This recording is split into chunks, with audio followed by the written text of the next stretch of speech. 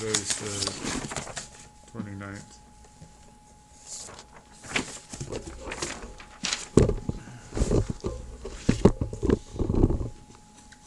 Okay, I never know when it'll probably be within 25 seconds.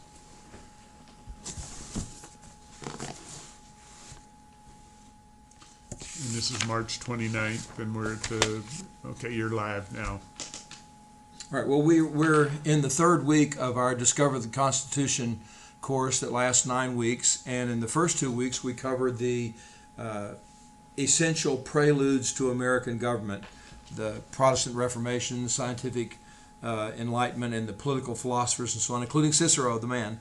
And then in week 2, we declared independence. We talked about the Declaration of Independence, the spirit of it. It is the foundation of everything in America. It is the foundation of inalienable rights, making us the sovereigns, giving us the authority to create a government and to alter or abolish a government that is not accomplishing the purposes that government is created for, and that is to protect our unalienable rights. So finally, this week, in the third week, we're actually getting into the Constitution itself, and we'll be spending 3 weeks directly on the Constitution, and then another 2 weeks that we'll be talking about specific areas. We'll be talking today about the structure and characteristics of the Constitution. We will go over the 9 parts of the Constitution, the preamble, the 7 articles, and then the amendments. At least we'll go through the structure of that, and we'll go through a lot of those things individually so that people get a feel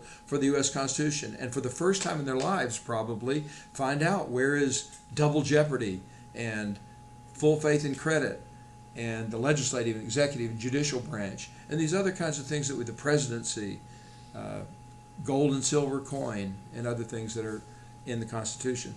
And next week, then we will have a DVD, a movie that we'll watch about the making of the Constitution. And then the next week after that, we'll get into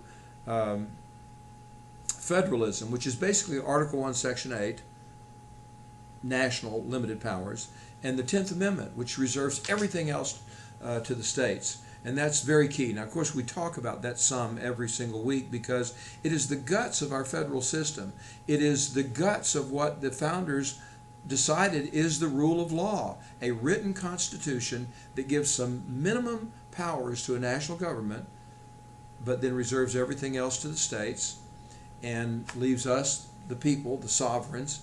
And we'll talk about, of course, today the separation of powers into 3 different branches. We take it for granted, but it's a brilliant, back at the time then, it had never been done. It had been talked about, but it had never been done by any nation ever in written history, at least that we know about.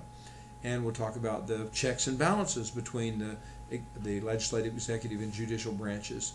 And we should come away from today with an understanding of the basic structure of the Constitution, where a lot of this stuff is going to be, and then we'll have the movie next week, and then we'll have the federalism, and then we'll get into 2 more weeks when we talk about civil liberties, which is pretty much the Bill of Rights, mostly the Bill of Rights.